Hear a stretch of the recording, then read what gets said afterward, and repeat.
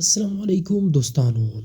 یو داسې سپاهی چې هغې په جنګ ختم کولو نه بعد هم 29 کاله جنګ کولو، یعنی یو کم 30 کاله د جنګ وکړلو، خو ده ته معلومه نه وه چې جنګ ختم شوی دی. په لرنینګ انفارمیشن ټي وي کې یو وارې بیا درته هرکلی وایو. دوستانو که تر اوسه زموږ چینل تاسو سبسکرایب کړی نه وي نو برای مهرباني سبسکرایب یې کړئ.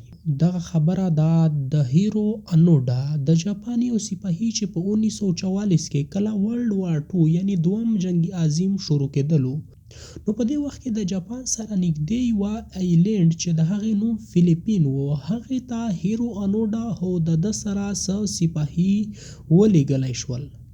و دوی ته دغه میشن یې ورکړلو چې تر څو پورې مونږه اډر نه وي درکړی تر هغې به تاسو خپل جنګ جاري ساتو.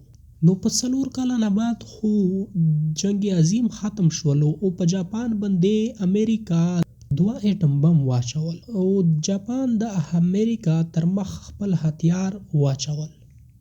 خو د دغې خبر هیرو انوډا او د ده ملګرو ته ونه رسېدلو. او هیرو انوډا او د هغې ملګرو په فیلیپین جزیره کې خپل جنگ جاري وساتلو او په ځنګل کې به دوی ورځ او شپه تیروله او د هغې ځینه به دوی نږدې کلي باندې حملې کولې. دوی به د شپې د دغې کلي فصلونه وسېزل او په شپې کې به د دغې کلي خلک دوی لوټ کړلو او بعضې به یې وهم ویشتل.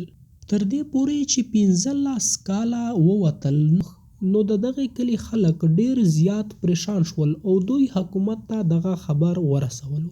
حکومت په هر قسم ته اپریشن وکړلو، خو هیرو انوډا یو ګوریلا کمانډو و، نو ځکه د هغې او د هغې ملګرو ټکانه دوی مونده نه کړل.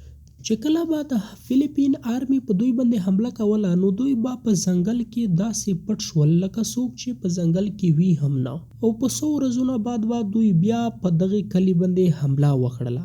یعنی د دوی دا کوشش و چې په هر طریقه باندې کېږي چې موږ د فیلیپین خلک کمزوري کو. په څه وخت نه بعد چې بیا دغه حال شروع و نو حکومت ته پته ولګېدله چې په دغې ځنګل کې تر اوسه هم د جاپان جنګجو سپاهیان موجود دي.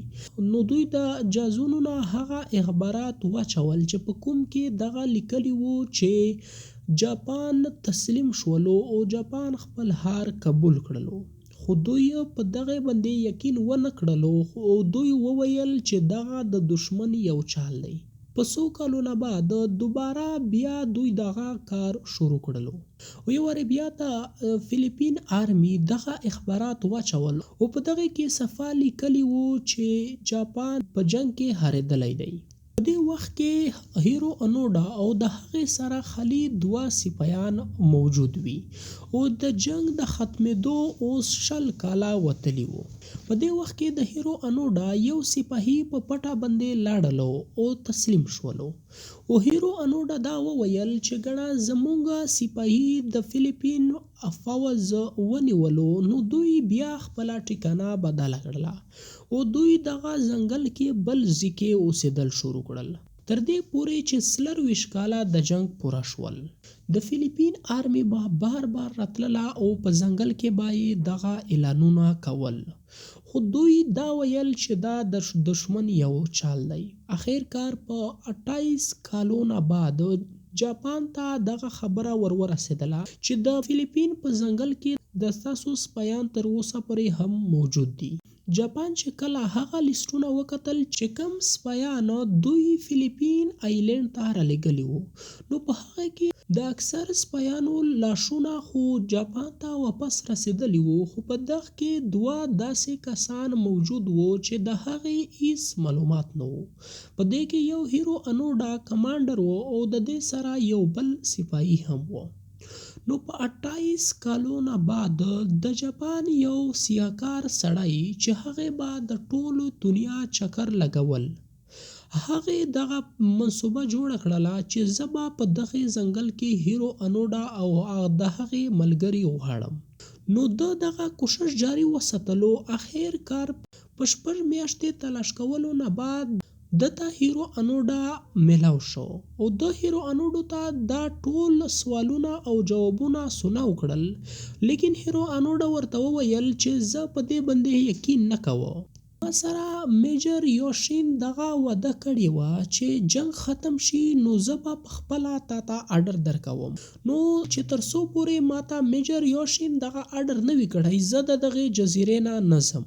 نو په دې وخت کې دی واپس میجر یوشین ته راغی چې په هغې وخت کې هغه ریټایر شوی و او په یو سکول کې یې ماشومانو ته سبق ښودلو. هغې ته ده وویل او هغه یې د خپل ځان سره کړلو او بیا د فیلیپین ایلینډ ته لاړل او هیرو انوډا ته هغه آرډر ورکړلو چې جنگ ختم شوی دی او د جنگ د ختمېدلو اوس 1.30 کاله پوره شوي دي. د دې نه بعد دی خپل ملک ته یعنی جاپان ته واپس راغللو او هلته د استقبال د یو غټ هیرو غوندې وشولو او په دې نه بعد په 90 کاله عمر کې دی وفات شولو. تاسو ته د دغه هیرو پته وه که چیرې نوي نو په کمنټ کې راته ضرور ولیکئ.